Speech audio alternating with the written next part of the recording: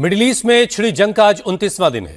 Trump ने 10 दिन तक एक तरफा सीज फायर का ऐलान भी कर रखा है, लेकिन हमले थमने का नाम नहीं ले रहे। कल भी इजराइल ने अमेरिकी फोर्सेस के साथ मिलकर ईरान में 3 बड़े स्टील प्लांट और एक न्यूक्लियर प्लांट पर हमला किया।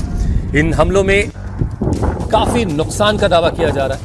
इजराइल ने ईरान के यज़्द में येलो केक यूरेनियम प्लांट को निशाना बनाया। इसके अलावा अहवज में स्टील प्लांट, इस्फहान में भी स्टील प्लांट और मुबारका में भी एक स्टील प्लांट को टारगेट किया गया।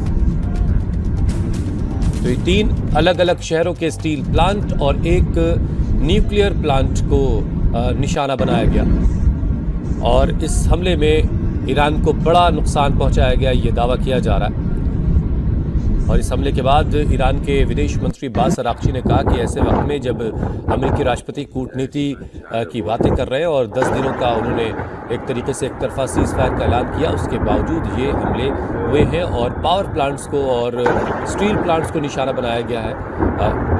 और ये तेहरान की तस्वीर इस वक्त आप देख रहे हैं। तेहरान के आसमान में उठता हुआ धुएं का गुबार, दरअसल एक स्टील प्लांट को निशाना बनाया गया और इस हमले में स्टील प्लांट को तबाह कर दिया गया है।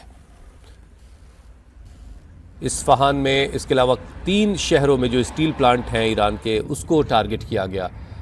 एक तरीके से इकोनॉमी को तबाह करने की कोशिश इसे माना जाता है एक्सपर्ट्स की निगाह में, कि किसी भी देश की जो इकोनॉमी है उसको इस लेवल पर कमज़ोर कर दिया जाए कि ताकि उसके लड़ने की क्षमता ख़त्म हो जाए।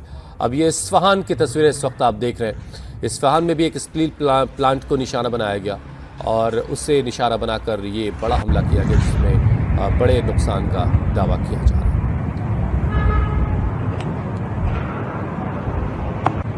पूरा प्लांट एक आग के गोले में तब्दील होता हुआ दिखाई दे रहा है और धुएं का गुबार आसमानों तक जा रहा है। इसी तरीके से तेहरान की एक और तस्वीर आप देख रहे हैं। ये बड़े हमले इजराइल ने कल ही किए हैं अमेरिकन फोर्सेस के साथ मिलकर। इजरायली फोर्स का दावा है कि उसने अमेरिका की फोर्स के साथ मिलकर ये हमले किए हैं, जिसमें 3 स्टील प्लांट को ईरान के टारगेट किया गया और एक न्यूक्लियर प्लांट पर हमला किया गया और इन हमलों के जरिए ईरान को बड़ा नुकसान। और ये एक और स्टील प्लांट की आप तस्वीरें देख रहे हैं। सड़क से गुजरती हुई किसी गाड़ी में सवार व्यक्ति ने इसका वीडियो बनाया है। धुएं का गुबार उठता हुआ और दावा किया जा रहा है कि बड़ा नुकसान इन हमलों में ईरान को पहुंचा है। सीज फायर के बीच न्यूक्लियर और स्टील प्लांट पर हुए हमले से ईरान बौखला गया। ईरान ने आरोप लगाया कि सीज फायर के धोखे में इजराइल और अमेरिका उसके इंफ्रास्ट्रक्चर पर अटैक कर रहा है। इसका खामियाजा भुगतना पड़ेगा। इस ऐलान के साथ ही ईरान ने मिसाइल अटैक का 84वां वेव लॉन्च किया। ईरान के इस हमले का निशाना सऊदी अरब का प्रिंस सुल्तान एयरबेस था, जहां अमेरिका के काफी हथियार और फाइटर जेट रखे हैं।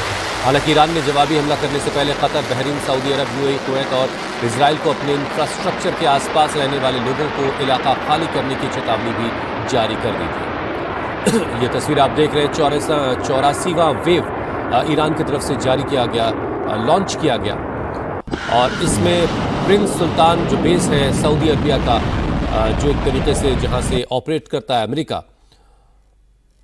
और आप देखिए इन मिसाइलों पर भी कई तरह के संदेश लिखे जा रहे हैं। ये मिस्र में जो वहां पर ईद के मौके पर खुतबा दिया था वहां के ग्रैंड मुफ्ती ने, उनका बयान जो है वो उस मिसाइल पर चस्पा किया गया।